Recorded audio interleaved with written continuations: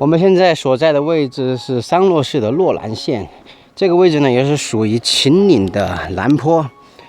这个梁上呢叫做打子梁，相传呢是在元代的时候，元末明初的时候嘛，那个农民起义的时候呢，元朝有一部分的军队，最后有一支小股部队，然后逃到了这个梁上，在这边建了一些房子，然后就在这边定居下来了。所以当地人称这个地方称为打子梁。这地方有一个比较有特色的是啥呢？因为当时这个是一个山顶，一个梁顶啊，没有什么建筑材料，所以当地人呢，他们就用这个石板建的房子，墙是用石板砌的，上面的瓦也是用石板盖的，也算是当地一个比较有特色的一个古民居。这边的古民居呢，现在保存的还比较好啊，如果有人打理的话，再留存个几十年，应该是问题不大的。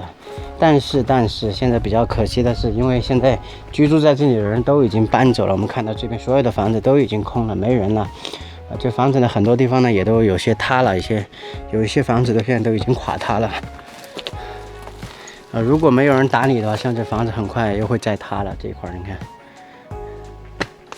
非常可惜啊，这种比较有特色的古民居。你看这山上还有一些应该是当地人原来留下来的一些生活用具。这个应该是风箱啊，然后这房子都是开的，里面我们就不进去了，因为现在比较危险啊，可能有垮塌的风险。因为这个地方已经是山顶了哈，已经是梁上了，所以在这里建房子，首先要解决的问题还是那个水源问题。那么我们现在看到这里呢，就有一个当地人应该是原来挖的一个蓄水池，因为现在人都搬走了，有些人呢还在这边放牛。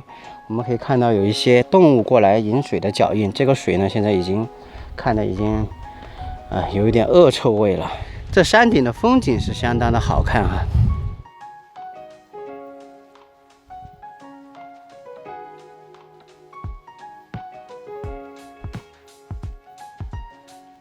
这样的古民居，人们一旦搬走之后呢，这房子最多也就10几20年，可能就会塌掉，全部塌掉。如果一直有人持续住的话，那么住个100-200年肯定是没多大问题的。那现在呢，这边的人全部都搬走了，那么房子呢，我相信很快，如果没有人来修缮的话，很快也就会塌掉了。我个人觉得，其实这样的房子还是有保留的必要的如果简单派1-2个人来修缮一下，再在这边简单开发一点一些基础设施，再去宣传一下，吸引一些游客过来，也能为当地带来一些旅游收入，这还是很有意义的。其实当地政府的话，守着这样的资源不开发也是浪费而且这样的房子保留下来的话，再过几十年，可能上百年之后，这也可能就是文物了，是吧？我们的子孙后代也可以通过这样的房子了解当时的人们在这个地方的生存现状，还是很有必要保留的希望以后这个地方能够保护起来吧。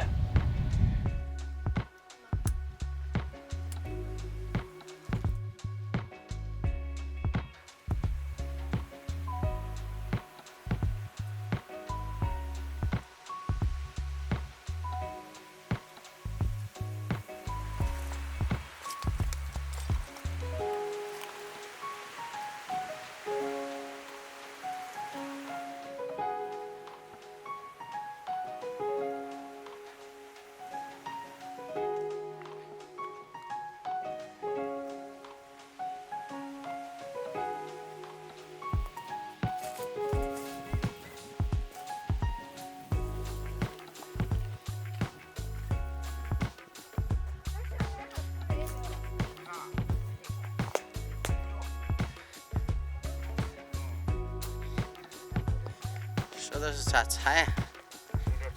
柴火回去。树叶叶，对，树叶叶。这里还有一个打子梁商店，这里还有一个商店呢，看。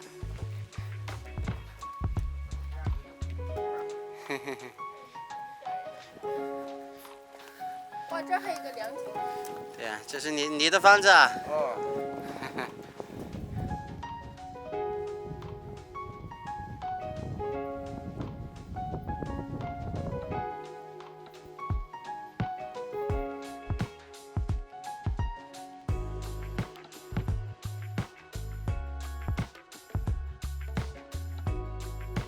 啊，好多人呐、尤其是好多娃娃呀！哎呀，娃娃烧烤烧烤。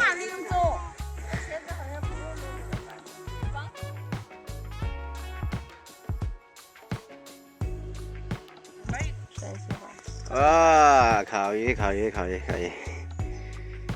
哦。